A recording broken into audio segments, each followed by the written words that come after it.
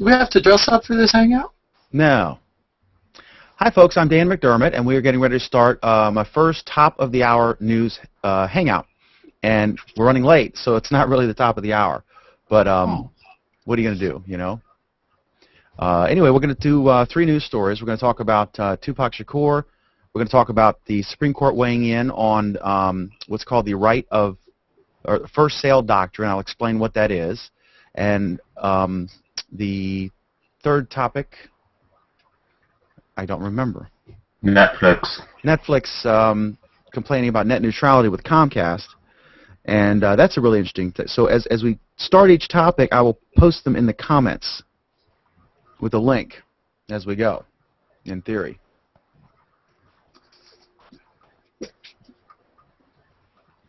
I think I look much better with a black screen than I do with my face.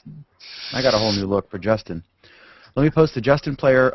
International viewers cannot pick up the live YouTube stream. So I'm going to do Justin as well.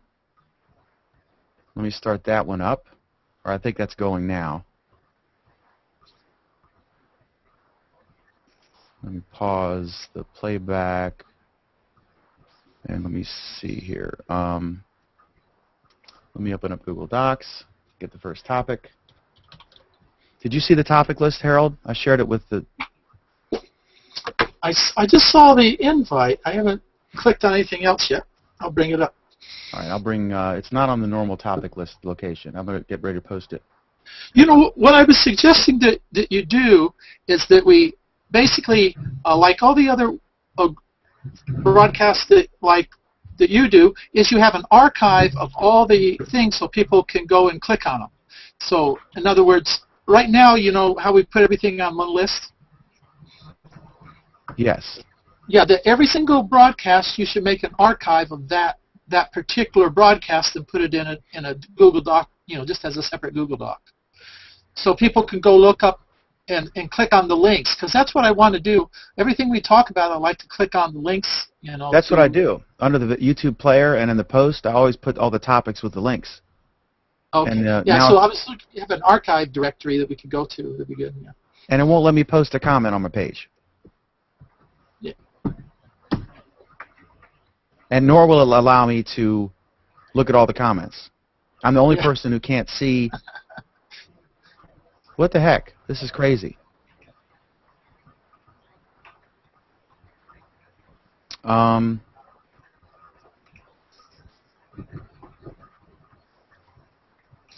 playing with my blind spots on my eyes. That was one of the posts. Have you seen that one?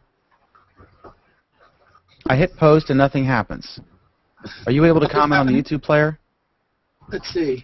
I'll go. Let me try this. Where in the world is your notice? Okay, I'm going to click on your notice again. Invite you to a hangout. View auto notifications. I'm going to do a quick audio test here. Okay. Okay, 1, 2. Anthony, give me a 1, 2. 1, 2. Okay, another one. 1, 2. Can you lower your mic just a little bit? Mic volume level? Yeah. In control panel or whatever. And then final 1, 2. All I have is a join this hangout. I don't have anything else for me. So I can't click on your name. I have to go somewhere else. This is going to work. Get ready to start. For anyone watching, I'm getting ready to start the news thing, and I'm trying to. I'm unable to post on my. I can't post on this. Maybe I can open it in Firefox or something. I'll try that. Oh, okay. I see it in my stream. Yeah, I don't know if you sent the topic list out, because I didn't get it either. I see it, but I didn't get the notification. Okay, I got the 5. I see 5. I got I didn't get the notification, but I didn't get the notification. Let me turn off the extra feed. Yeah, it says we got 5 of the 5. I see 5. I got off the extra feed. Yeah, it says we got 5 of the Something's wrong here. Let's see what's going on. Okay, 1, 2. Anthony, give me a 1, 2. 1, 2. Okay, another one.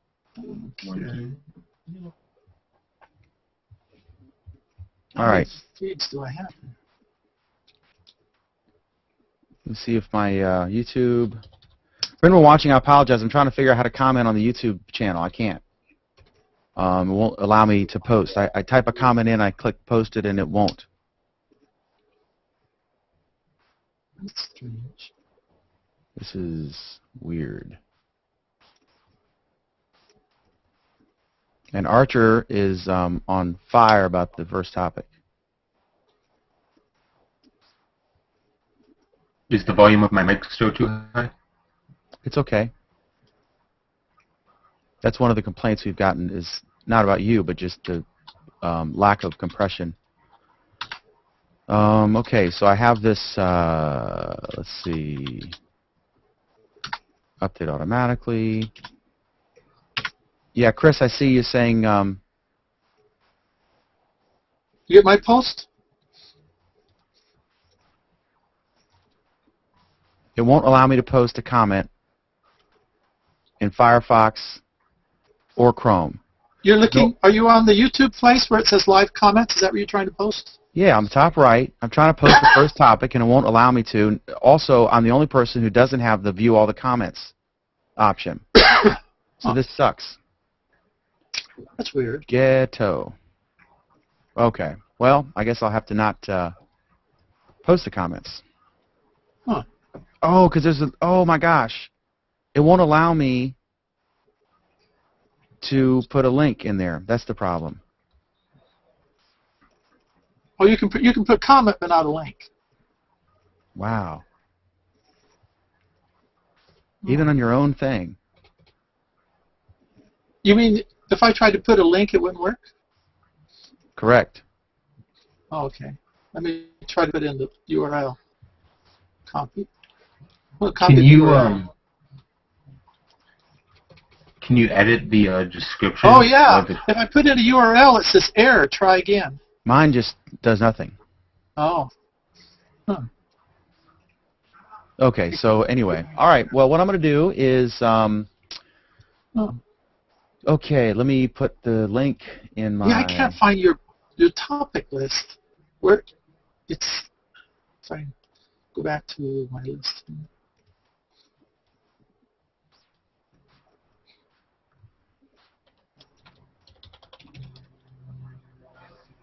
Oh, the first topic is Tupac Shakur. I posted... See the one who... See the If you dead go to one? my profile and look down, I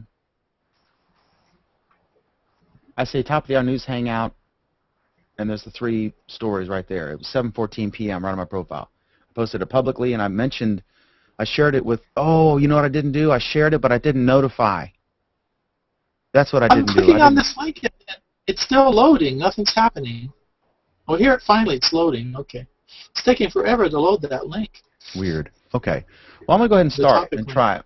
But I know Anthony's Okay. up on it, so I'll go to him first. And, you know, you can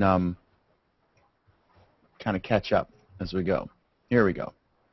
Let me load the Justin player.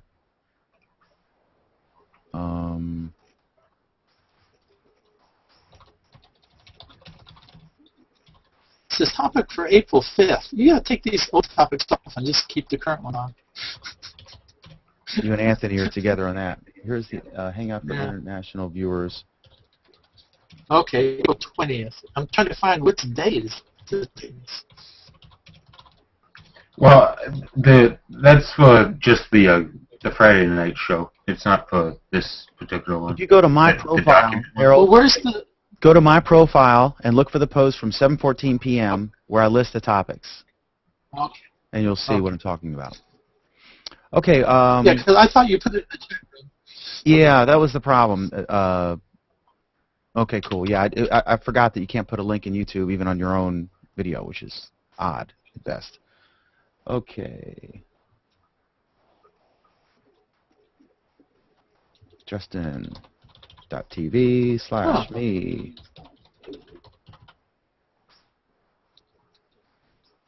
Make sure you mute your mic if you're going to watch the video, Harold. No, it's already, I'm watching it right now, and it's muted. Yeah, I was getting a double echo. Yeah, I still see your.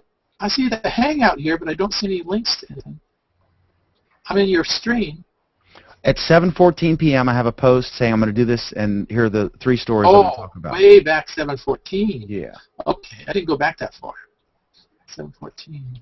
Here, I'll put it in the chat.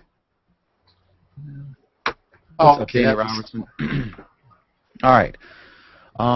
Okay, let me go ahead and try this out here. 1, 2. I got shot 1, shot 2, shot 3. All right.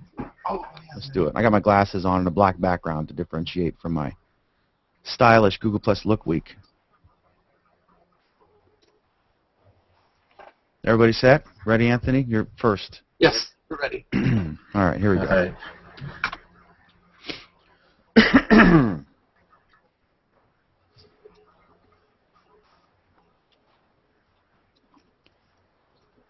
And here we go.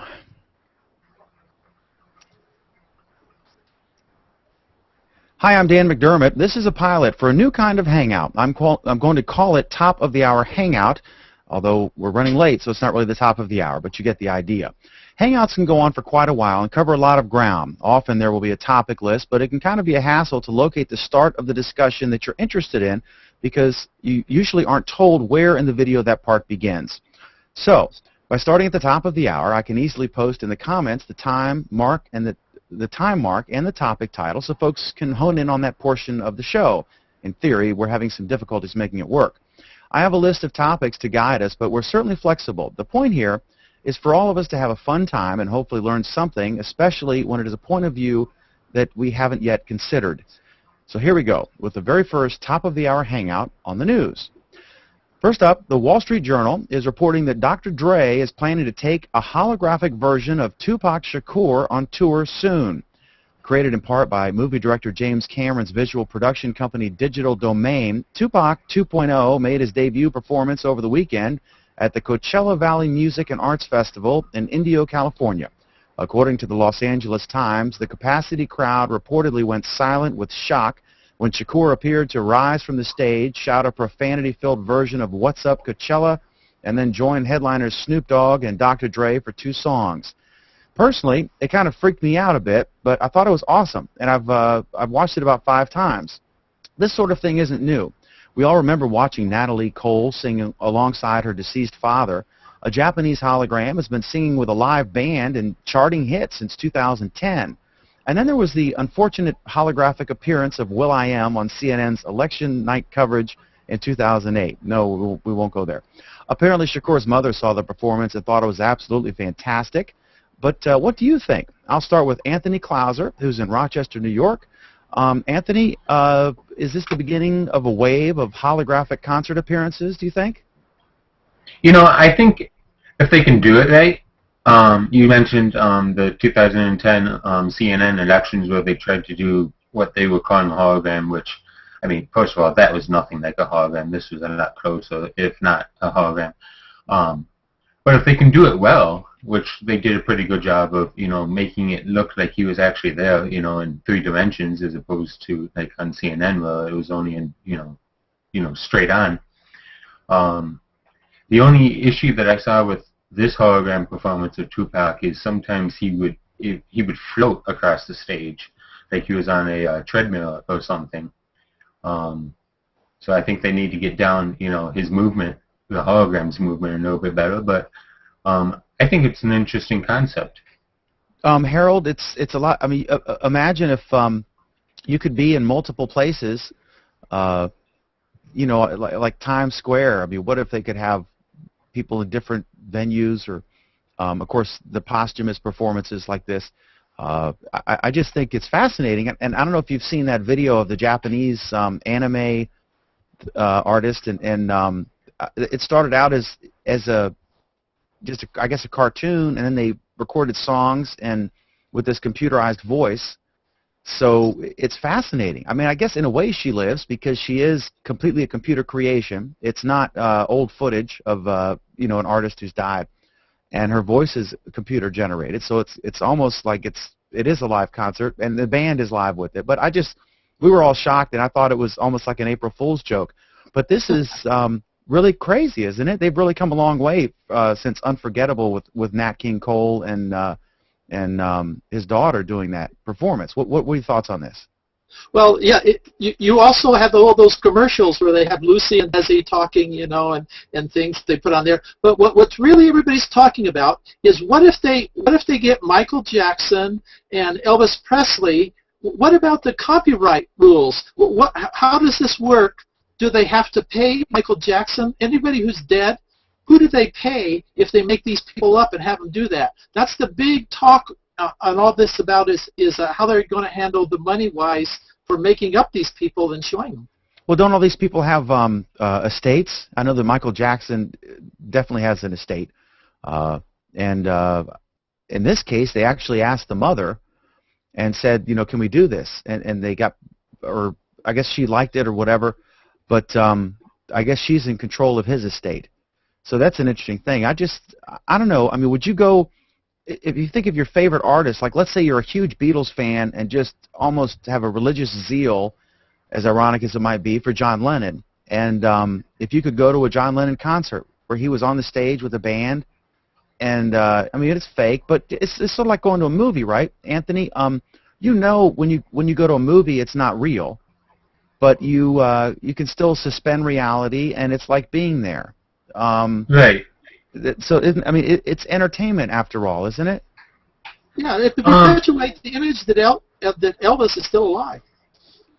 Well, according to The Onion, he still is. Go ahead, Anthony. I think that if you go to a concert and say that you're seeing some band that is alive and is performing in front of you, like physically in front of you, and then they decide that they want to bring on someone that can't be there, or someone that is, well, I guess if you're dead, you can't be there. But if, for whatever reason they can't be there, but, the band wants them, their presence, as long as it's, at least at this state in the game, with, I'm sure the technology will continue to advance, but at this point in the game, I think if it's a secondary thing, that it's, it is cool, because you're right, you do go to, the movie theater, and I think this is probably more realistic than watching, a movie on a flat screen, in 2D. I think it's cool. Like I said, I watched it 5 times, and it was, at first, it creeped me out. It really did. And I was just, what the hell's going on? And but it was just awesome, because I've always liked his music. I like Snoop and Dre, the whole, I'm surprisingly cool that way. But I just thought it was awesome, and that great, what's a song, I can't repeat hardly anything because it was all picture perfect. I paint a perfect picture. That was just awesome, that beat going. It was fantastic. It was like he was on the stage, and it was kind of a low-resolution video. And I would have loved to have seen the live feed that was going on, which was so crystal clear and beautiful. So I think it was fantastic. Let me go to some viewer comments, and we'll go on to our second topic. Jonathan Hebert, I apologize, Hebert, I'm not sure how to pronounce it. Holographic Tupac was a great idea. Watch out for copycats. Dre's going to be on, he's apparently, according to the Wall Street Journal, he's going to be taking him on tour, trotting him out like Puff Daddy did with Biggie on the big screen, but in 3D. Money's going to take over the artistic and technical side of this great moment. Like all, that's the game, right? That's the point. Okay, so let's see here. We the link, just Google Tupac hologram and you'll get it. But Tupac was also just a flat-out projection on a screen. The only difference between this and a movie screen is it is a transparent Mylar screen. I'm not sure that's accurate, but maybe it is. And then a Vocaloid is an instrument created by Yamaha. I think that's how they create the voice for the Japanese hologram we were discussing. It was interesting because on Tupac, it was interesting because it was created digitally, and the audio was pieced together from an old performance, if I understand it correctly. It's really fantastic. You should watch it, but it's not safe for work. There's lots of cussing in it. Like the same concert at the same time in multiple different places, the implications of this are awesome. People could have a personal concert in their own home for the price on the projector. They already have this. You can go to a movie theater and watch live performances. And then I wanted to play me, but I cannot talk English. Okay. From Rung Siam. Well, hey, thanks to all the folks watching on YouTube or on Justin. Okay, finally the Justin player came up, and folks watching on Google Plus. Okay, so let's move on to topic number 2, and I'm going to post the second topic in the YouTube chat, and I'm also going to post it. Oleg has just joined us. Oleg, if you look at my profile at about 7:14 p.m., I list the 3 topics. I shared it with the caller's circle, but I forgot to mention you guys to notify you. So look for 7:14 p.m. on my profile. You'll see the 3 topics, and then I'm going to. That requires me to know how to tell time, though. I put it in the chat. It's really strange, this YouTube thing. I love it, but it has got it's odd to try to type. You've got to separate your links with spaces to make them work and take out the HTTP and stuff like that. So, okay, let's go with topic number 2. The Wall Street Journal is reporting that the Federal Communications Commission is looking into a complaint that Comcast is treating its own Xfinity content differently than content from other sources. In a Facebook post, Netflix CEO Reed Hastings said that when he watched a movie from Netflix or Hulu, Comcast deducted about 1 gigabyte from his quota of 250 gigabytes a month. In contrast, Hastings said that when someone watches that same movie from Comcast from their own Xfinity service, streaming service, there is no quota deduction. From 10,000 feet in the air, this would appear to run contrary to the FCC's push for net neutrality, which is treating all content and content providers the same. In response, Comcast said that only about 1% of its users ever reach the quota, and that the programming from Xfinity is delivered via its own Internet IP network, not the open web, thus the preferential treatment for Xfinity. Who's right? Let me go back to Anthony again while Oleg brushes up on this stuff and Harry gets ready to go. Okay, Anthony, is Comcast violating the FCC's policy on net neutrality and trying to stick it to its competitors? Or is Comcast simply making a fair call since Xfinity content is not delivered in the same way as a Netflix or a Hulu program? What do you think? You know, I think that from what I understand, I think strictly speaking that Comcast is operating within the rules as they are set. However, I don't think that Comcast is acting within good faith. The problem you have with the way that it is set up right now, and I think we should establish that the FCC has attempted to make more pro-consumer net neutrality laws, and there have been multiple lawsuits by the content creators blocking their attempts. But anyways, so Xfinity, that's what it's called, right? Comes over Comcast pipes, and so that's going to be cheaper than content coming into the servers and then getting pumped out again. I think the problem is that eventually Comcast would go hey Yahoo, if you give us your content directly, we won't count your the user's bandwidth against the users, so they'd be more compelled to go to Yahoo to do the searches instead of Google, and I think that's where you get into the dangers. But yes, I think Comcast is operating within the rules, but no, I don't think that they're operating within the good faith of what the FCC wants. I think it clearly, I mean, they can make an argument. Both sides can. But let me go to Oleg, and let's carry this argument to its logical conclusion. Couldn't Comcast, if right now they're saying that their Xfinity content is over their private IP network, not the open web, so they don't take that away from your quota. But if you're watching that same show on Hulu or Netflix, they do take it away from your quota, which is about 250 gigabytes a month. And one movie is roughly a gigabyte, according to Hastings. It varies depending on your bandwidth and all that. So let me ask you this, Oleg. Let's carry this on. Couldn't Comcast move NBC's product? Comcast owns NBC Universal. Couldn't Comcast move NBC's production and delivery to their home office and say the same thing? We deliver NBC.com shows through our own network, so we won't deduct from your quota any shows you watch from NBC.com, but ABC and CBS programming comes in over the open web, so those sources will impact your quota. Would that be fair? That sounds exact. I mean, they could absolutely do that, correct? Yeah, they could absolutely, and it would be just as unfair as what they're doing here.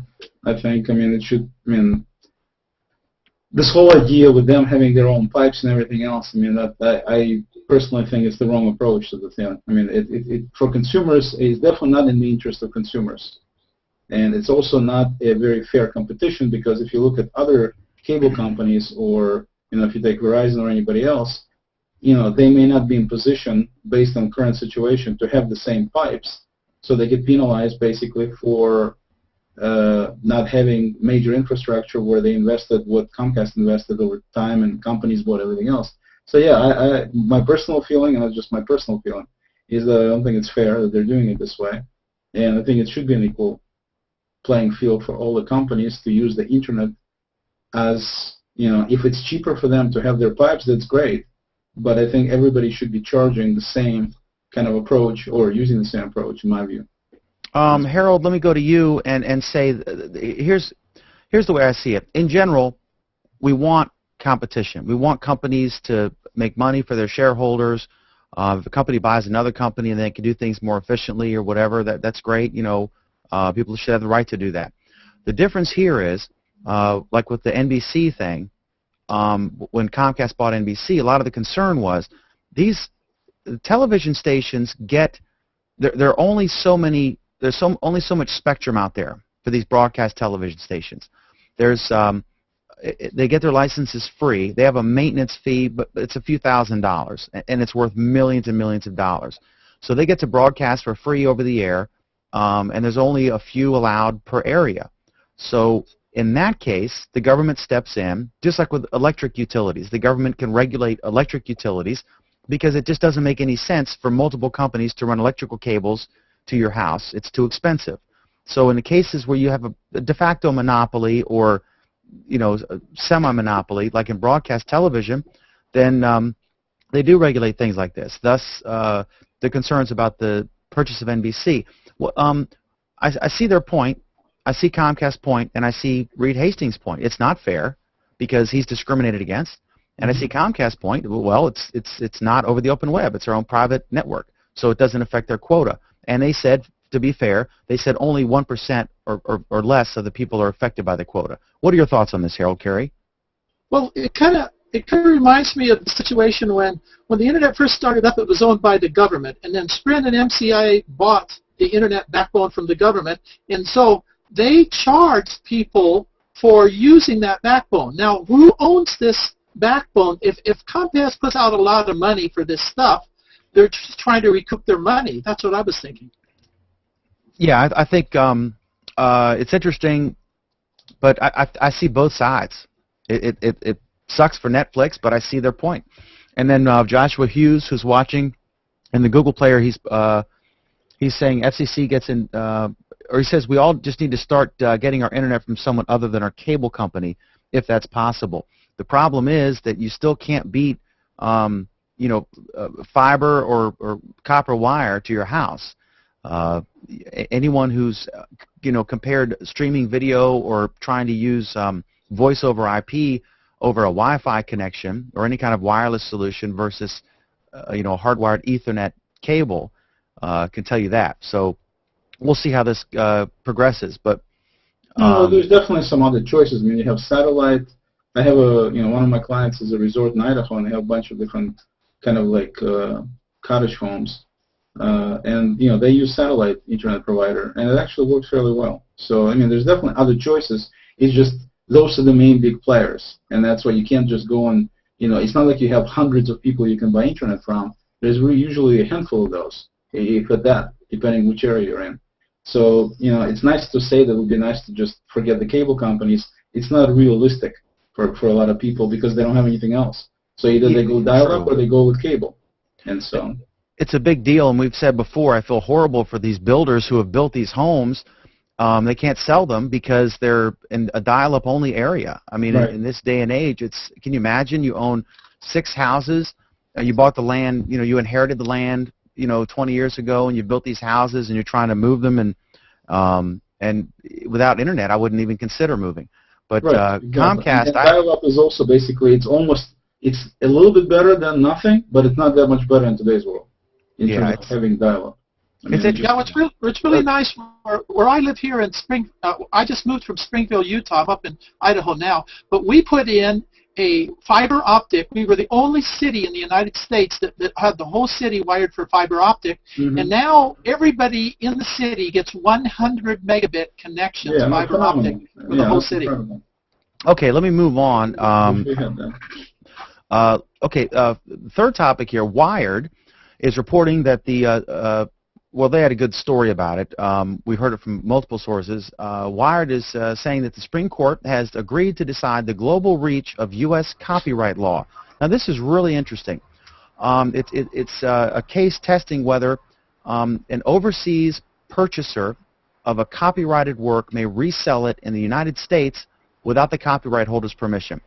The justices will hear the case, which considers the first sale doctrine. In its next term, it's expected to set a nationwide standard. Federal Circuit Courts of Appeals are split on the issue. The first sale doctrine dates to common law and was first codified in the United States in 1908. The idea is that if you legally purchase a creative work, like a book or a movie, you have a right to resell it later. Used bookstores and video rental kiosks are possible because of this principle. In the United States, the law states that when a book or a DVD is resold or rented, there is no new copy being produced, so no additional royalties are required.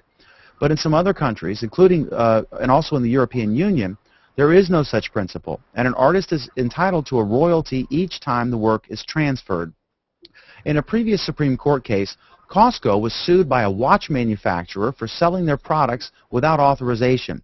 Costco bought Omega watches overseas through what's called the gray market and sold them in its stores. Omega sued because the watch's unique design was copyrighted. The Ninth Circuit Court ruled against Costco, saying that because the watches were made in Switzerland, the first sale doctrine did not apply. When the case hit the Supreme Court in 2010, new Justice Elena Kagan recused herself since as Solicitor General she had advocated for Costco's position.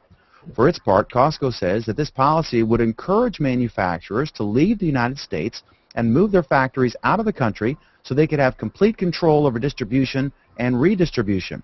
According to Wired, the case the justices decided to review Monday concerns textbook maker John Wiley & Sons and California entrepreneur Supap Kurtzang, who was reselling textbooks on eBay purchased overseas to U.S.-based students without the publisher's consent. The publisher sued, and a New York federal jury agreed with John Wiley & Sons' position that the first sale doctrine did not apply and awarded $600,000 in damages for copyright infringement. So what do you think about this? First, I'm going to go this time to Harold. Should this first sale doctrine apply no matter where the work was created? Shouldn't Costco be allowed to sell those legally purchased watches, wherever they see fit? Well, you just basically have to follow the copyright laws in the United States.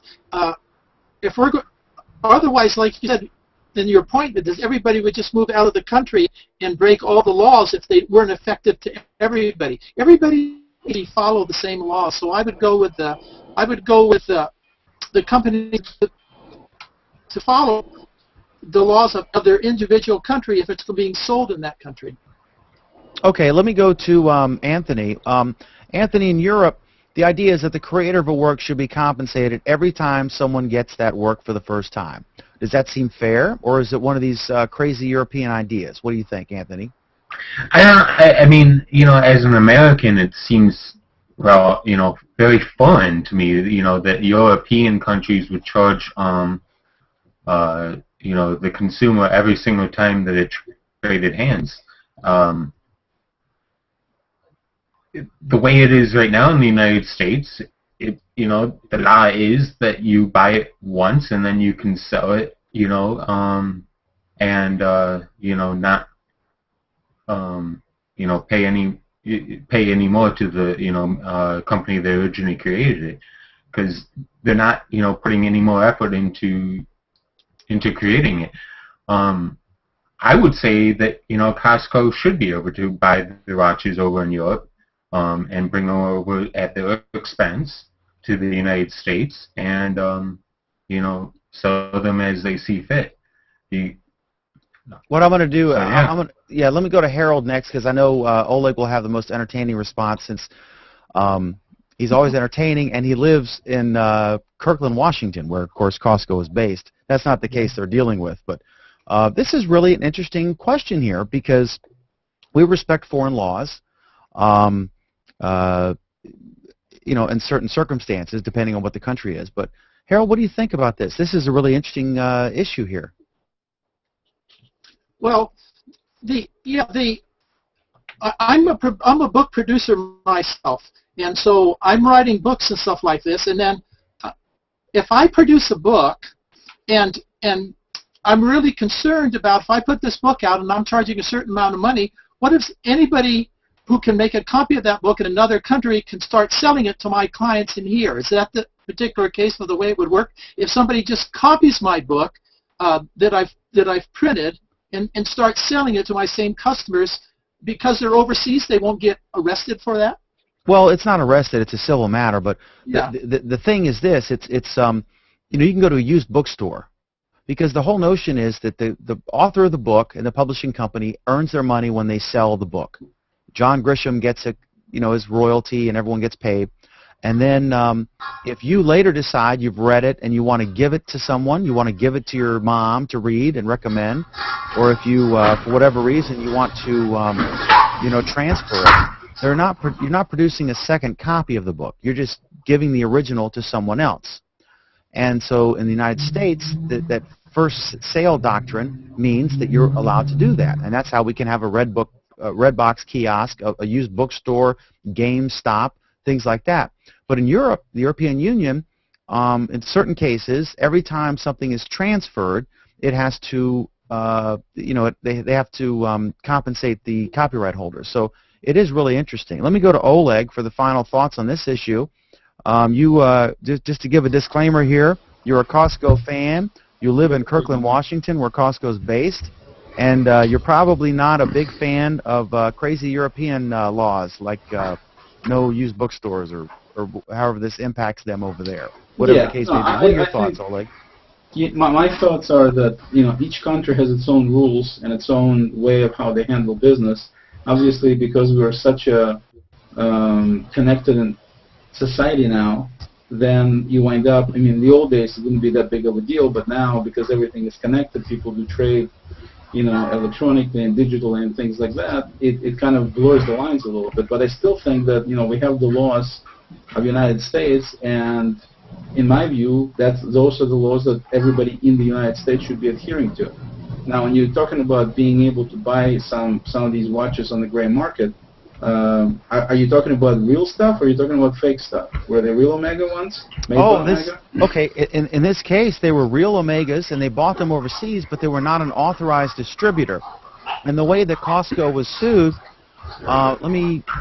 Jeff, can you mute your mic for me, buddy? Sure, I'm sorry. Dogs and stuff barking. Okay. What happened in the case of the Costco was Omega manufactures the watches and has a tightly controlled distribution channel, like a lot of companies do. Right. So what Costco did is, and I've seen this with like the... No, but so how did these gray market people, if they were not authorized, how did they get these watches? No, they bought them legally. They were legally purchased by distributors who secretly bought a few extras and sold them to a middleman or whatever, and then they ended up at Costco. Sold to Costco. Okay. Right, so they have, a few 18-wheelers full of pallets or whatever it is. Right. And then Costco sold them, but the way that they got them, it's like the way they got Al Capone was accounting stuff, instead of murder. Right. So the way they got them was the image on the watch is copyrighted. It's a unique design. Right. So technically they were selling a copyrighted item made in Europe where the first sale doctrine doesn't apply. And so Costco had to, I forget what the judgment was, and that case was 4-4 because Elena Kagan had argued for Costco's position as Solicitor General, so she couldn't vote on it in the Supreme Court or participate in it. So the Ninth Circuit Court ruling was sustained just because of inaction by the Supreme Court because it was even. So my guess is, in this new case, which is basically the exact same issue, she can weigh in, and she will probably vote to be the fifth person to say that the first sale doctrine would apply in the United States regardless of the point of manufacture. Costco's big argument was all these companies are going to go overseas. These companies that are trying to tightly control distribution. Imagine if a book publisher could locate the factory in London and hire a bunch of folks over there to make the books and then ship them over here, and it would be illegal to ever sell those books used. Can you imagine? It's ridiculous. It's crazy. Totally ridiculous. If that's the case. Okay, so hey guys, I appreciate it, and we're going to continue the Hangout in just a moment. I'll close the official recorded version of the show. Great discussion. We'll have more like it. I'll close on this interesting story from the Poynter Institute about a television news legend. Walter Cronkite's first broadcast occasioned a fight that's still going on today. It ended in Cronkite inviting viewers to get the details of stories he'd reported in the next day's papers. Scott Pelley, from Poynter again, said Monday on the 50th anniversary of Walter Cronkite's first day as host of the evening edition of the 15-minute-long CBS News, an explosion broke out amongst the suits and management who were very upset that Walter was sending people to read newspapers instead of coming to him for the news. Cronkite crafted a compromise. He came up with an alternative sign-off, the one he'd use for the next 19 years. And that's the way it is. I'm Dan McDermott from Google Plus Week. Thanks to the panel, and thanks so much to you for watching and commenting. I'll see you in the comments, and we'll talk with you again very soon, right here on Top of the Hour News. Thanks so much for watching. Well, Dan, all right, and we are still streaming. And one of the things that reminds me of is that they were talking about today about the Buffett rule. It reminds me, that situation of Costco reminds me a little bit about it. For instance, let's say you made $200,000 and you invest $100,000. You get taxed on the $200,000. Okay, so you invest $100,000 of that and you make a profit. You get taxed on that profit, and then you die, and they tax you a third time. Well, when you die, and so basically you're taxed 3 times in the same money. Absolutely, exactly. Well, that happens when you buy oil and gas. They tax a tax. They tax you on the total sales tax, including the tax that of federal and state excise tax. So you get taxed upon a tax. So they collect the taxes wherever they can collect them.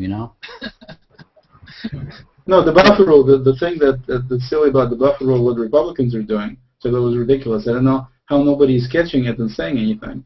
Is they're making a claim that Obama, his secretary, paid less tax than he did, and I'm like, yeah, he's trying to put the Buffett rule in so that doesn't happen. Why are you guys getting in this case? It's like it's like they're trying to make it like he's a hypocrite for having his secretary pay more taxes than he did, when similar to what's happening with Buffett. And I just don't get their point, because that's what he's trying to change. That's why he wants to put the Buffett rule in, so that doesn't happen. I don't get what the Republicans are trying to do in this particular instance. The point is that basically the Buffett rule is totally bogus, because Buffett pays way more taxes than the secretary. He pays taxes on his company that he owns.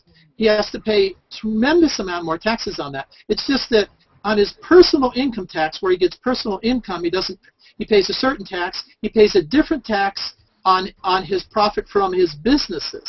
So, and the same with Obama. Obama pays a huge amount on the profit from his businesses. He pays a separate tax than that. For instance, I make no money at all. I pay no income tax, but I have to pay 15% of the income I make from my Google ads, because there's no deductions from self-employment tax. You have to pay a self-employment tax of 15%, and there's no deductions. I mean, there's no way you get out of that. People who make a lot of money and who basically live off the proceeds from their stocks, for example. Right. That's a good example. Let's say you have a $100 million portfolio, Right. And if you're taking this money out, whatever money you're taking out, you're paying 15% on the profit, whatever the profit is. And if you look at people who are secretary of these people, they'll end up paying, let's say, 30%. Yeah, that's what the whole hubbub is about. Yeah, there's capital games tax versus whatever. So. But I just find it funny that Republicans are kind of playing this deal like it's actually the other way around with them. But anyway. The weird thing is about that. I'm sorry. I said the weird thing is when you get people that live in one state and for all intents and purposes, but yet they claim either Florida or Nevada or Texas because they have no state tax, right? Right. Well, this is the situation with South Washington. Oregon doesn't have sales tax. I mean, for state sales tax. I'm sorry, state income tax. Oregon doesn't have state income tax. I take it back. They do have it. We don't have it. We don't have state income tax, but we have sales tax. Oregon doesn't have sales tax, but they have state income tax. So people who live on the border play these tricks to make it work to their benefit, basically. Oh, like, yeah, for example, going to Oregon to buy a car. Because people in New York go across the border for buy cigarettes because they can get them over half the price because there's no tax in the neighboring states from New York for cigarettes. Right. Yeah, but it cuts both ways. When the economy is really bad and the Canadian dollar is worth more than a U.S. dollar, people are coming across the border to buy gasoline, right? Because gasoline is cheaper in the United States than it is in Canada. Yeah. Yeah, but that's a little that's people who live really on the going to a different deal. But here is within the States, kind of funny. Has anybody sorry to change topics? Has anybody looked at my little post about newbies today? Any comments from you guys? No, Oh, I haven't. No, I just got from coming in from the outside. I haven't even looked at the. I just got this and I've been playing with it all day. Hold on. Including, what did you get, Jeff? I got the Droid Razr Max. Oh. Whoa, a new one. Excellent. A new phone. I'm just trying to figure it out. It's so far so good. The battery life is supposed to be, stupendous on it, so I'm hoping. Yeah. Hey guys, is that I'm sorry. Go ahead, Anthony. Is that an ice cream sandwich phone? No, it's not yet. It's still gingerbread. No. I thought for sure they had ICS. I think Galaxy Nexus is the one that comes pre-installed with it. Hey, what'd you guys think? Is this a new show? Excellent job. It was a pilot test, random, fast-paced, scripted. Scripted intros, you know what I mean, and then legitimate questions and unscripted answers. But nice job, Dan. Nice job. It didn't come from the beginning, but very nice. Yeah, very professional. When you see the Justin version or the YouTube version, I'm gonna upload. I'm gonna upload on the Google Plus Week channel. I'm trying to keep all the produced versions, like you see on Justin, the Daniel P. McDermott channel, where Google Plus Week is, and keep all of the raw Hangout videos on the McDermott Report channel. To separate it. But it looks great. The audio is great. Anthony, of course, is easily heard. And yes. But I don't know. I'm going to take a stab at like something that you'd see on CNN or something. You know what I mean? No, absolutely. Just real fast-paced, limited audience. Let me see how long it was. Well, it's good to have a show.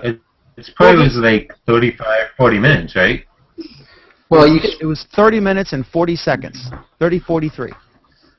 Yeah, look, very tight and a lot of action, a lot of stuff in there, packed. You know what I mean? Leave them wanting more. That whole thing. That was good, Dan. It was good. I liked it. I'll have to watch it. I came in at the very end, obviously, so I didn't really see it. Plus, you made a bunch of noise, though, so I'm sorry about that. That was cool. That was the cool part. Anyway, so here's my post. Not take away from Jeff's phone. I put it in the chat. So if anybody has any opinions on the subject, let me know. If you like it, share it, obviously. You should share with folks watching. We have 11 YouTube viewers, and I don't know what we have on Justin. You can put it in the YouTube chat room. And listen, if you just got HOA, right? Yes, I did. Yeah. Guys, I've discovered this because I know Harold. Are you a Wirecast user, Harold? No. I know that Jeff is. Some folks in Europe told me, I wasn't aware of this, but they can't watch the Hangouts on air, the broadcast. It says this video is not available. I don't know if it's a rights issue or if it's a cost of delivery issue overseas or both. Yeah, probably. So I've been putting them on Justin as well. We're getting limited engagement there because the YouTube experience is vastly superior to Justin. Yeah. But I think it's neat for folks, especially Google Plus Week. I'm going to try to keep, I like that they have that option so that they can watch it and comment live and not be denied it until it posts and they can watch the archive. Because Another a lot of them, like reason. that kid Thorsten, what's his name, in Germany, you know what I'm talking about? Yeah. Nice young man, and he's come in our Hangouts a few times, but they can't join, I don't think. They can't watch the live feed on Google Plus or on YouTube because they're in Europe. Well, it's going back to the point you made of the show about the European deal, that they're so screwed up over there in this respect as well. Yeah. They need to close the European Union, and everybody needs to move to the U.S. Yeah. That'll solve that problem. And the UK is like, no way, buddy. We're sticking with pound sterling. Yeah. Germany they're all in the backbone of Germany. I mean, without Germany, they'd be screwed. Germany really, if you've ever been, there's all kinds of neat things overseas you discover, like Toyota. I walked in the store and there were these Toyota sewing machines. It's like, what? Toyota makes a fantastic sewing machine, but you don't find them in the United States. Germany has some of the best kitchen gadgets and appliances you will ever see. They really have a clue. I mean, you go to Germany, it's scary. They don't, they really wait till the light turns green before they walk across the street. Nobody does anything bad. They're all very obedient. It's crazy. It's easy to see how they almost took over the world a couple times. But they've really got their act together in a lot of ways. And I think, I don't know, that's just my thoughts on that. But, yeah, the Europeans have some crazy ideas, and they're bankrupting themselves, as are we, I guess, arguably. Yeah. Well, Dan, did you see the post I put up yesterday about Life magazine being available in the public domain now? What years? It's on Google Docs. You can go to Google Docs.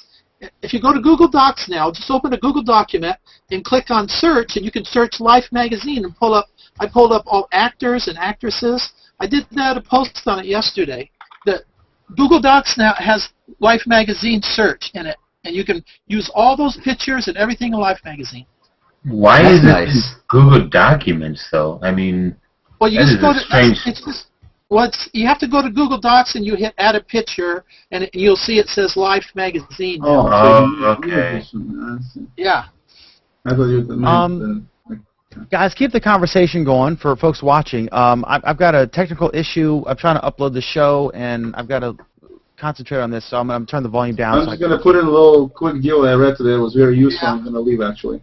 For anybody who is doing, who needs to get business cards info into their contacts, I don't remember the gentleman's name. It's on my stream who posted it today. But anyway, apparently if you just use Google Goggles to scan the business card, it goes right into your contacts.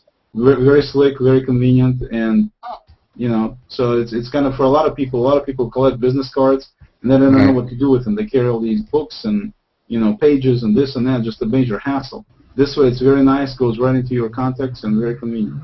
So Google you know what Goggles, I want, Oleg? As I said, I was leaving, but you intrigued me. I want this. I want the phone. I want to be able to pay for everything with my phone.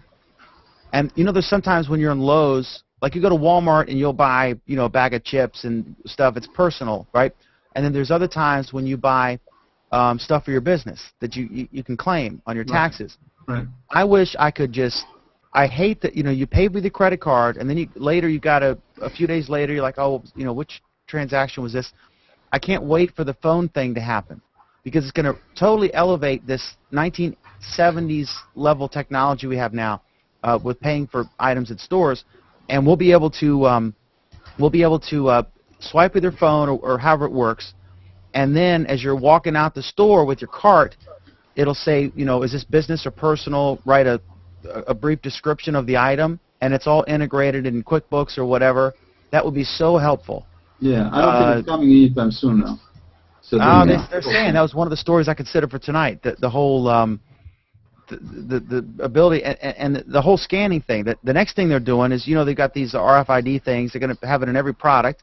Imagine if you could fill your grocery cart up at Martin's and pass through something that looks like a metal detector, and it would ring up everything in your cart in 2 seconds. You see, those creep me out.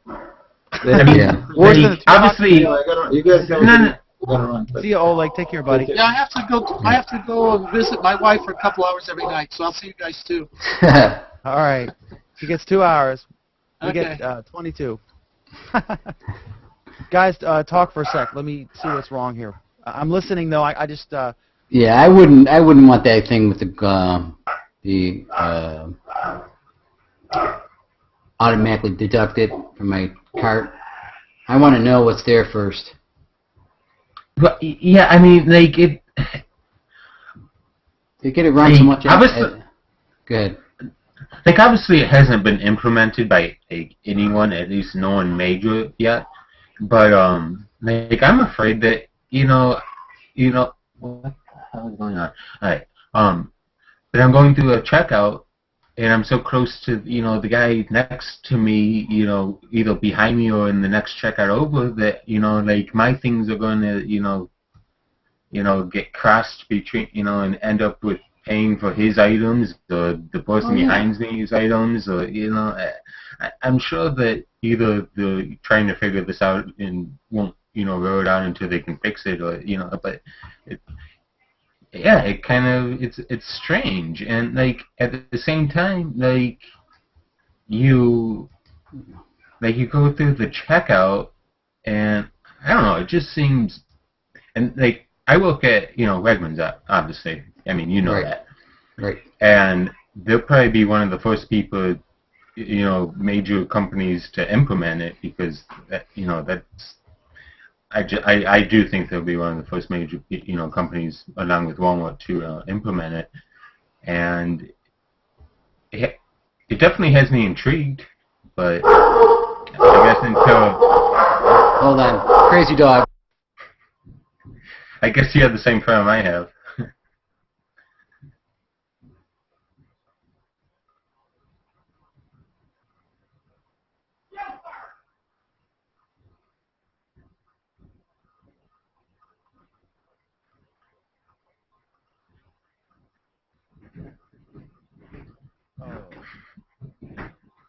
okay. I guess Flipping out.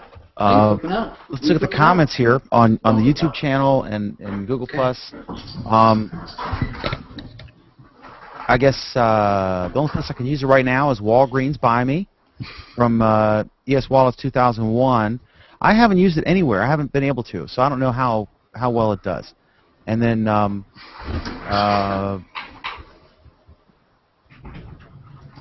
Albertsons tried that. Too many people not being honest. That's the thing. I like the security questions about it. How does it work if you lose your phone or whatever? Whenever it's working only with Sprint at the moment, Google Wallet. Just TV is very buggy. Agreed. I have both chats open, but I've got the show about 35% up now, so hopefully it'll keep going.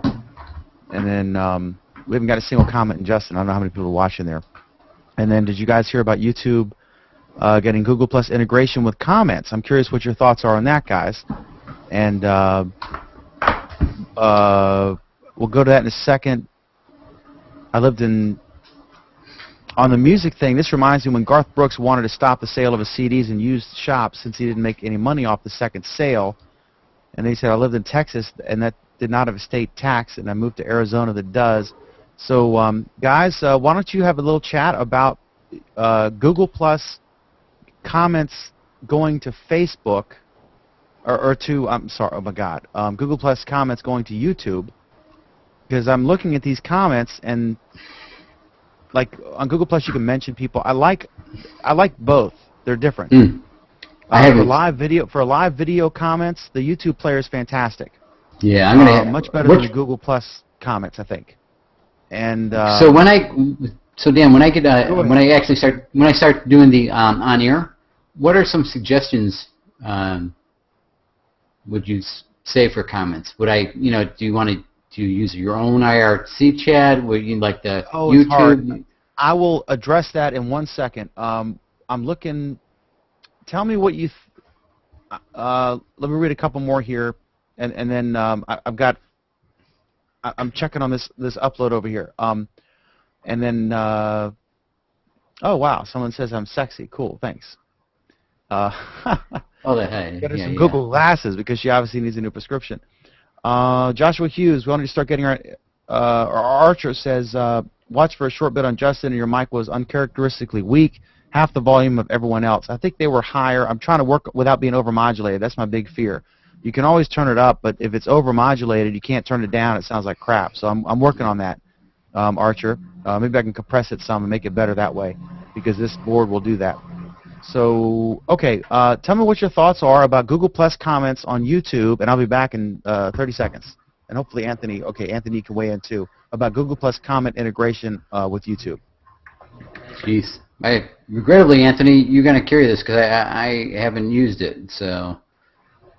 Well, I mean, I don't think it's been done yet. Alan's coming in, so he can probably talk about this better. But I don't think it's been implemented yet. I think that they're just saying that it's coming. Well, I guess, and I haven't read the article, but I'm guessing that Alan, that the Google Plus integration with the comments to YouTube is you make a comment on Google Plus, and it would just go into the YouTube comment stream automatically. I don't know. Don't know. This is where is this coming from? Dan was talking about Google YouTube comments and the Google Plus comments being possibly integrated, I believe. Well, I don't know the article. I don't know what Dan's referring to, but I do know that both David Bennett and Chi Chu have been talking for over a month now about how there's going to be improved comment aggregation and comment information provided to Hangout moderators and so forth. So I don't know what, I don't know specifics, and they haven't announced any as far as I know, but we know they're promising that. Yeah, I can help on that. It was an article, I don't know if it was on TechCrunch or where. I'll look at my, I just got this app that was in the news. Read it later, and they changed the name and they made it free. And I had heard about it before, but it was one of a million apps, and I didn't try it. But it's absolutely fantastic. I'm using it for show prep, and Jeff, I would recommend you do the same because I use Twitter to get my news because you can follow, you can do the same thing with Google+. But basically, I use Twitter, and I follow, and I have this question a lot, where do I get my news stories that we talk about or that I talk about? And if you want to get some, I'm interested in journalism, I'm interested in technology, and I'm interested in general news. So if you look at my Twitter feed, which is Daniel P. McDermott with one T at the end because of the length you're allowed to have on Twitter, look at who I follow. And you'll see some local friends and things like that, or media personalities that I know, but you'll see a lot of news sources that are really interesting. And I think in some of these Twitter apps you can look at my stream the way I see it and choose who to follow. And that's a great way to get some stuff that I get real fast. So that's what I do. But on my Android phone, I can I look at a tweet and I was like, wow, that'd be a great story about this FCC weighing in on the Comcast Netflix controversy. I just press down on it and I say add it to I forget what it's called now. It was read it later, and I press on that and then it adds it. It kind of aggregates it in my own little like Pinterest type thing, and then that's what I used to prep for this show. I went through all about 20 stories that I'd saved. And I picked 3 that were what I'm looking for is stuff that you can debate about.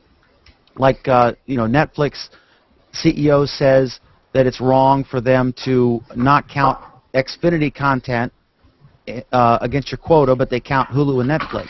But then Comcast says, well, it's not delivered over the regular internet, it's delivered over a private IP stream. So I knew we could have a good debate about that. So I chose that topic as one of them. And then that's kind of what I'm looking for. I want a discussion. I don't want something that's black or white. Like, is North Korea bad? I mean, I want something you can debate about. And North so Korea's not bad. They have a right. The regime in North Korea, not the North Koreans who are victims of that awful regime. But anyway, so that's what I do. Regime? The regime running North Korea? Yeah. What's your question? What's your position? Your pro-North Korean regime? My position is opposite yours, whatever that is. Yeah. Hey, do they have a right to launch a satellite into space? They sure do. What's up with Alan's shirt? I think he's got the preset thing going here. His father, Alan.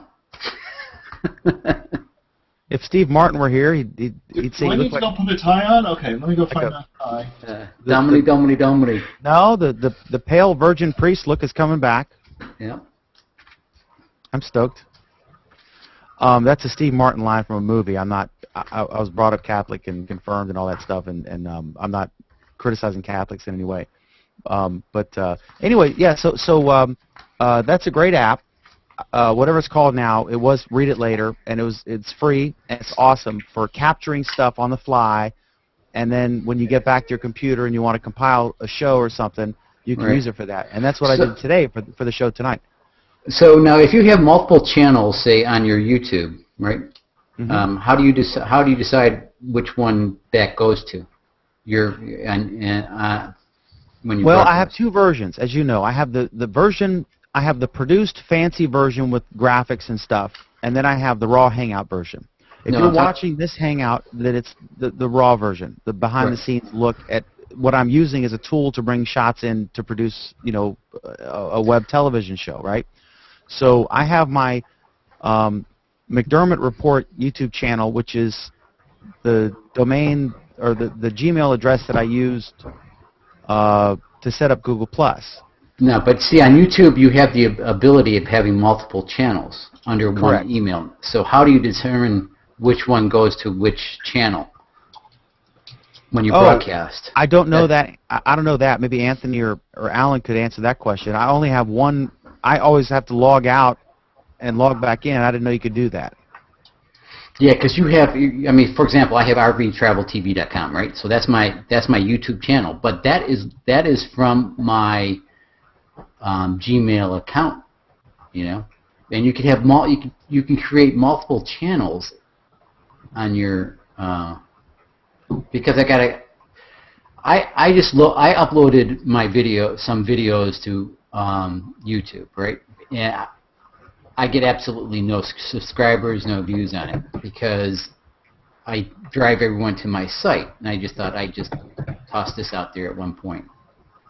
But now with the on-air status, I'm going to start using, pushing everything towards YouTube. And so I was just kind of curious, if you have multiple channels, for example, you might want to have multiple channels. You might want to have Google Plus Week, right, and then McDermott Report, and then, each one is a separate channel under your login. You know what I'm saying? Yeah, because this is a pilot. I mean, tonight was just a wild. I'm going to see how this looks and sounds and all that stuff, right?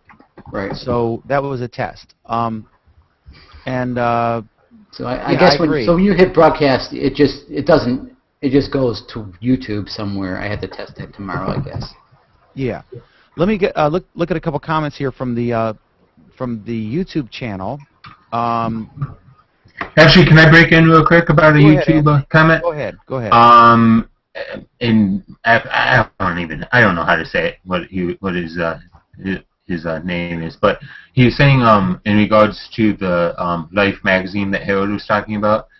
He says that he thinks that he was talking about Google Books, but actually I was just looking into this, and if you go into a Google document and then you put insert image, and then you can do it says upload, take a snapshot by URL, your albums, or search. You click on search, and then it has you can search by Google Images, you can search by Life, and then you can search by stock. So searching by Life is what Harold was talking about.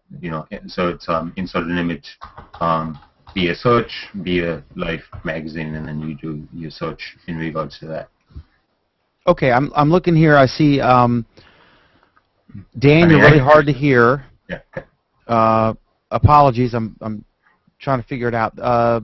That would avoid missed out comments. There are some comments on the Google Plus page that people asked for, commented about the conversations or stream. I think what they're doing is they're talking about taking Google Plus comments to YouTube, not the other way around. So it would you'd be able to plus mention people, that sort of thing. As they said from the beginning that this is the new Google. It's not a separate thing, and they're moving in that direction. RE, the Life magazine story, I think Harold meant to say that Google Books. And that's what I was talking about. So. Okay. Yeah. And then why the heck is I'm censoring this comment. Why the heck is YouTube blocking full links? I guess I mean, obviously for spam prevention, but it is a hassle. Unlike Justin earlier, your mic is fine here. Yeah, what I can do, I'm coming out the main feed for Justin, and I didn't turn any compression on or EQ or anything. So what I may do is I'll experiment with that some and try to use compression to bring my mic up and bring them down when necessary to try to level it out. So, because that's a big comment I'm hearing for folks watching the YouTube versions of these, live or recorded, that there's like Anthony comes across real loud, and then Jeff and Alan are pretty consistent. But if we could level all this out, because audio, I've said this a million times, in a video, audio is more important than the video. Wasn't there? Weird, but it's true. Wasn't there an app on that? Yes, there is an app on that from. Why am I totally blanking on his name right now? But for the Justin thing, yeah, it'd be great if it was native. I mean, it would be fantastic if it was native in the Hangout. It would be good if it was an app, but I can fix it in the Justin version with the compression, because I've got it's a Persona Studio Live mixing board that I'm using, and so I've got abilities there for the Justin version to level things out, and I'll experiment with that some. But this was, this was the first stab at a new show pilot. Just, we've done this before, and It's called volume control. Yeah, it's more compression. No, I'm talking about an app. The app. Oh, the app. Okay, the app is volume control. I'm gonna open it in this hang. All right, let's see here. Wow, now that's interesting. Did everyone else see Jeff leave? Wow, that's pretty neat. Okay, so I see. Funny you should mention that. Yeah. Jeff He leave, got kicked out. Anthony get to about half size. They've got some layout problems, I think. All right, let's see. A couple more comments here from Alan, who's here with us. He sort of posted about it, and then Inspector is pronounced just as it looks, Inspector, and then anyway, you can get to the full life catalog by going to the books Google link I just posted, and that's what I thought, but I didn't want to blow it. And then, are there any comments on Google Plus? Let's see. And we're good there. So it's just on YouTube. Okay, so what do you guys want to talk about? Go ahead. Anthony, just talk a second. 1, 2, 3, 4. Yeah, there you go. That works. It doesn't show who's who on mine. On the volume control, it doesn't show the individual faces, but it shows a slider for each one in the Hangout. Oh yeah, it can't show the faces. I mean, at best it'll show the avatar. But Alan, how do I search for this app? Jeff's running it, so you should just be able to run it now. Okay, Jeff. I don't see in the list. Yeah, no, because it's not an app, it's an extension. Oh, okay. No. But I got it from that Google unofficial place, right? Google unofficial apps.com, whatever it is. Yeah, so Jeff, if you ran the... You want me to exit it? I can get out of it. No. I'm trying to think of the easy way to do this. Maybe you can exit it, though, because it's an extension. Yeah, if I just click on it, it'll go away, right? No. Sure. Just did. Well, no, it doesn't. It doesn't. Yeah, you're right. That keeps it in the toolbar. Yeah. Right. So you can't re-add it and we'd get the notification that you added the app. Can you add the unofficial app again so I can find it? Well, go ahead, click on apps, right? And add app, all right? Yeah. And then go to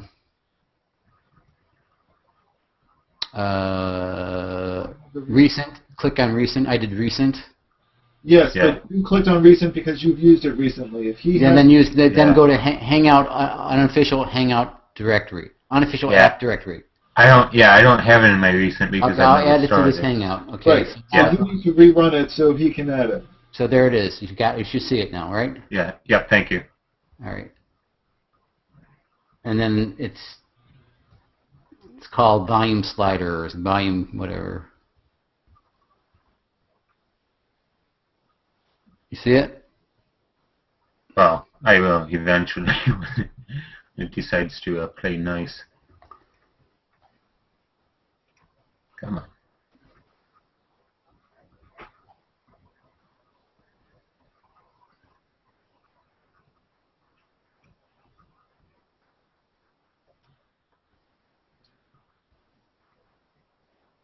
And it's called volume control. Okay.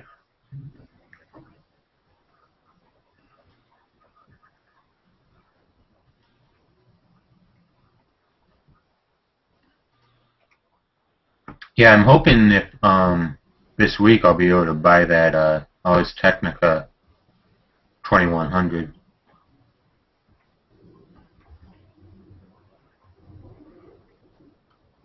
You mind if Anthony, your video is incredibly clear this evening. Yeah, I have no idea why. I mean, nothing's changed.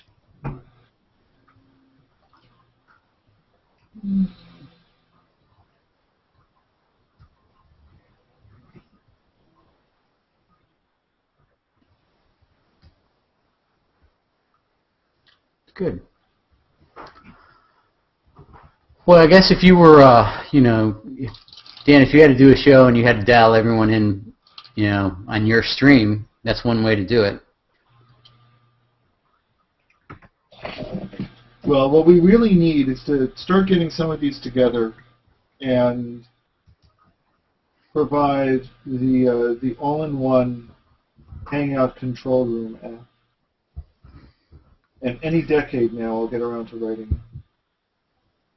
But in the meantime, Yeah. I'm still trying to figure out my phone.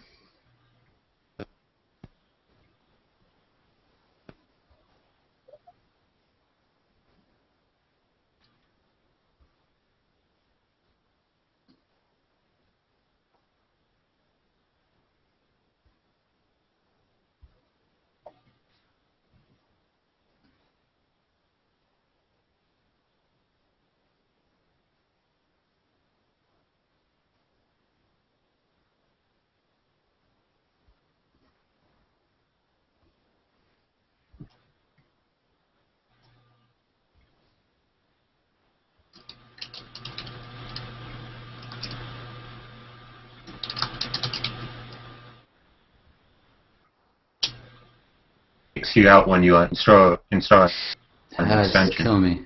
for the first time.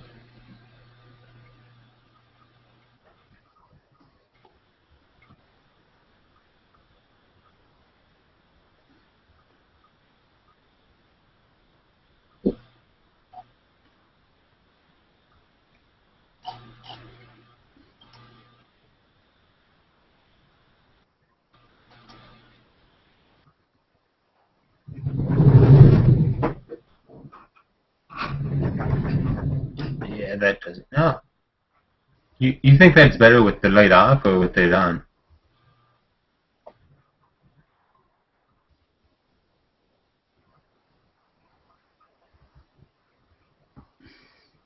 I don't know. I mean, it looks good now. I don't remember what it was before that.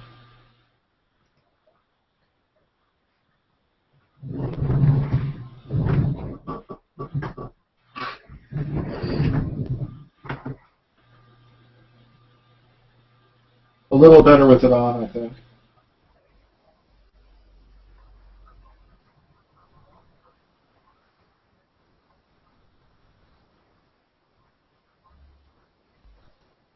I'm getting some serious delay when you talk. Like I see your mouth moving, and then like 2 seconds later, I hear the audio. Big surprise.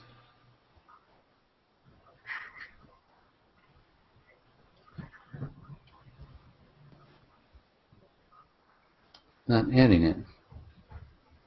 It's disgusting.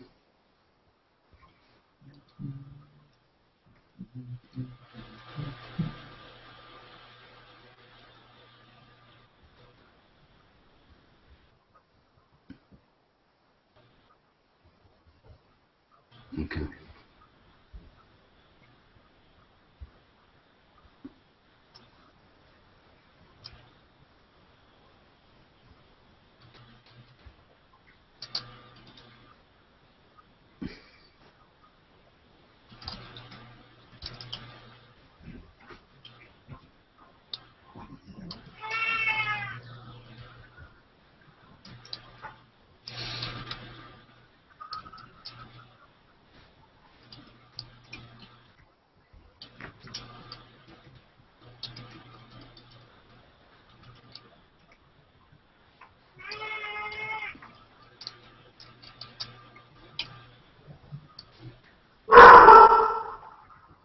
Sorry about that.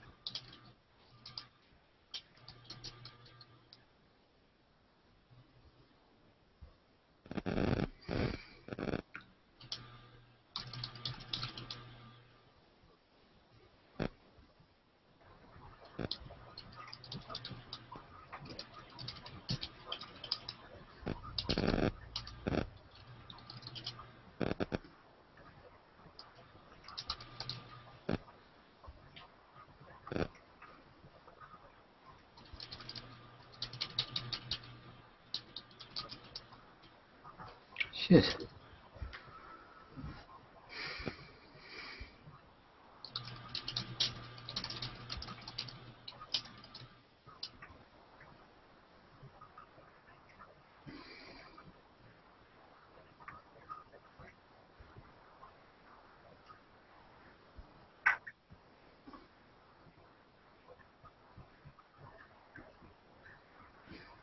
There it is.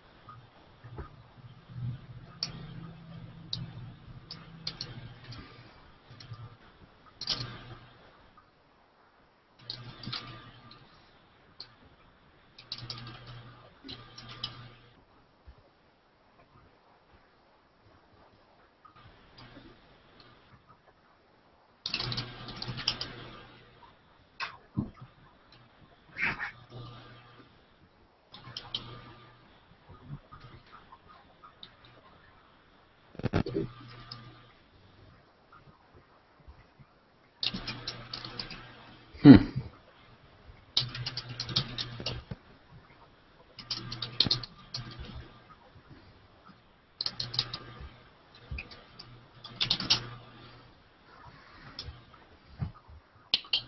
Pretty exciting stuff, huh? Oh yeah, we're just laughing minutes. I'm trying to figure out how to add a widget to my phone.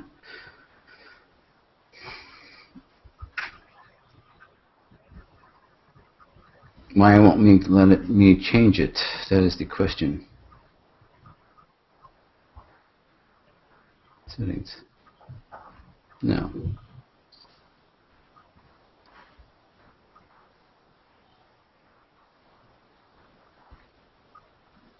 Hey Anthony, Inspector says, quote, part of Anthony's problem is the ceiling backlight combined with a weak light on his face.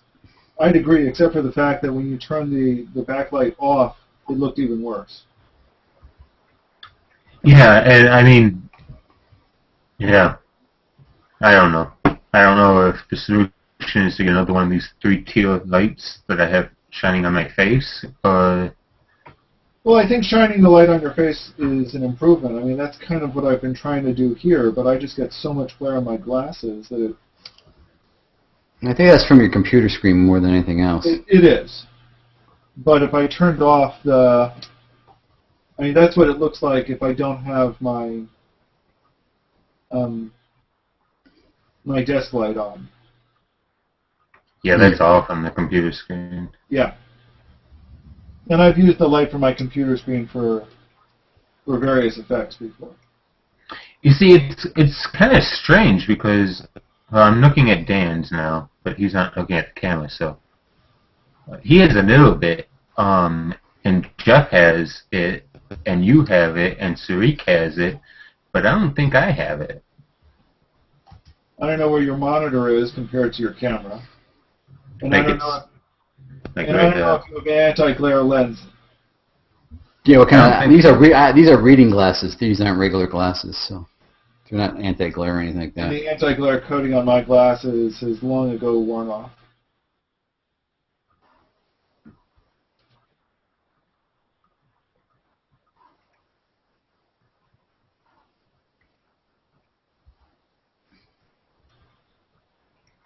Okay, that's fine. I hate this. I'm sure it hates you too, Jeff. It does right now. I feel that way about computers all the time. Force stop. Cancel. Clear data. I need to draw a thought bubble. Cancel. Cache.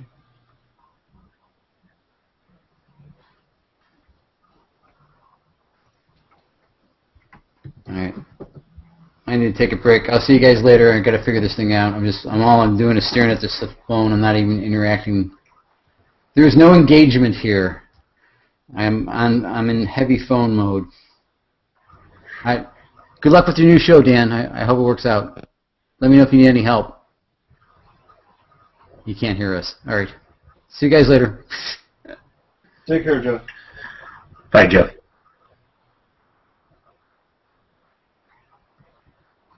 Yeah, on that note, I think I'm actually going to leave. So, see you later, Adam. Take care. And since this looks like we're over and I've got other things I need to get done, maybe even, getting to sleep sometime tonight, I will sign off as well. Have a good evening, Dan, now that you can hear us.